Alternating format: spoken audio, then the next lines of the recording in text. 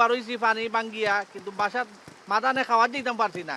পানির তো মানে দুর্ভোগের কোনো শেষ নাই, কষ্ট শেষ নাই। ওই দেখেন না, এখন দোকান ফেলে আমি রাস্তাতে বসে রয়েছি। সব দিকে রাস্তাঘাট বন্ধ, মানুষে চলাচল করতে পারেন না। আর যারা পানির দিকে আছে এরা তো খুবই কষ্টই আছে। অনেক বাড়িঘর পানির ভিতরে আছে বর্তমানে। আর এদিকে আপনার রাস্তা তো আর বন্ধই, নৌকা দিয়ে আমরা চলাফেরা করতেছি। ওই স্কুলে আশ্রয় কেন্দ্রে আছে, খাওয়া দাওয়া অনেক বন্ধ, অনেক থাকতেছে পানির ভিতরে, তো কিছু করতে পারতেছে না। আগামী 48 থেকে 72 ঘন্টা পর্যন্ত দেশের উত্তর পূর্বাঞ্চল উত্তরাঞ্চল এবং তৎসংলগ্ন উজানের কতিপয় স্থানে ভারী থেকে অতি ভারী বৃষ্টিপাতের সম্ভাবনা রয়েছে। সামগ্রিকভাবে আগামী 48 ঘন্টায় সিলেট সুনামগঞ্জে কিছুটা অবনতি হওয়ার সম্ভাবনা রয়েছে। একই সাথে দেশের উত্তরাঞ্চলেও কতিপয় পয়েন্টে একটা স্বল্পমেয়াদী বন্যা পরিস্থিতি সৃষ্টি হতে পারে। চট্টগ্রাম অঞ্চলে আগামী কয়েকদিনের ভারী বৃষ্টিপাত হওয়ার একটা সম্ভাবনা রয়েছে। তবে বর্তমানে নদীর যে পরিস্থিতি, তাতে আশা করা যাচ্ছে যে এই বৃষ্টিপাতের ফলে পানি বিপদসীমা অতিক্রম করবে না।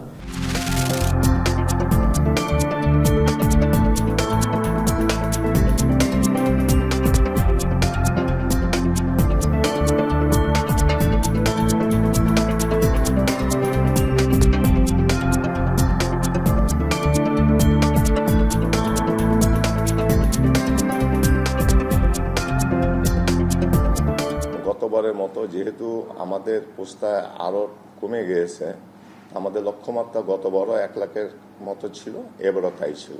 তা আমি আশা করি আজকে সহ 1 লাখ হয়ে যাবে। তারপর আমাদের কিছু লোকজন আশেপাশে লাগিয়েছে, এটা হয়তো ধরলে আরো বেশি হবে। আমাদের লক্ষ্যমাত্রা পূর্ণ হয়েছে এবং ঢাকার বাইরেও কিছু চামড়ায় এসে পড়েছিল, সেটাও আমরা লবণজাত করতে সক্ষম হয়েছি। শনিবার রোববার থেকে আমরা চামড়াগুলো সংগ্রহ শুরু করব, কারণ শনিবারে আমাদের বড় একটা হাট আছে শম্ভুগঞ্জ, আপনার পাকুটিয়া এবং কয়েকটি হাট আছে শনিবারে। যশোরের আপনার একটা হাট আছে। আমরা সেই চামড়াগুলো আমরা সংগ্রহ আপনার শুরু করব। সরকারের আপনার আমি মনে করি যে এটা লবণ ছাড়া চামড়ার দামটা দেওয়াই ভালো, যে তাহলে দেখা যায় যে একটা মেসেজ যাবে মৌসুমী ব্যবসায়ীদের যে এই মূল্যে আপনার চামড়াটা আপনার ক্রয় করলে আপনার ঠিক হবে। ঢাকা থেকে বাড়িতে গেছি, খুব আনন্দে বাবা মার সাথে ভালোভাবে ঈদ করে আসছি। অফিস করতে চলে আসলাম দেশ থেকে।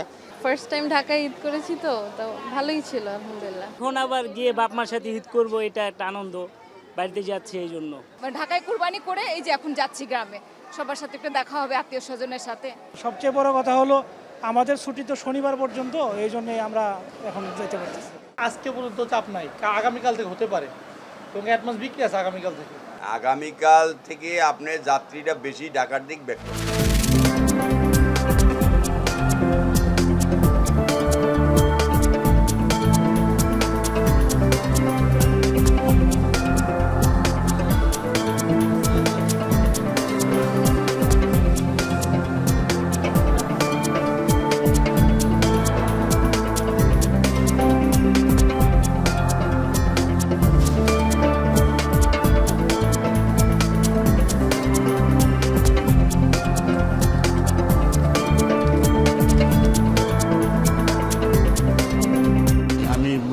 সেই সঙ্গে সঙ্গে টাকা উঠাইতে পারছি, এটি আমার কাছে আনন্দ।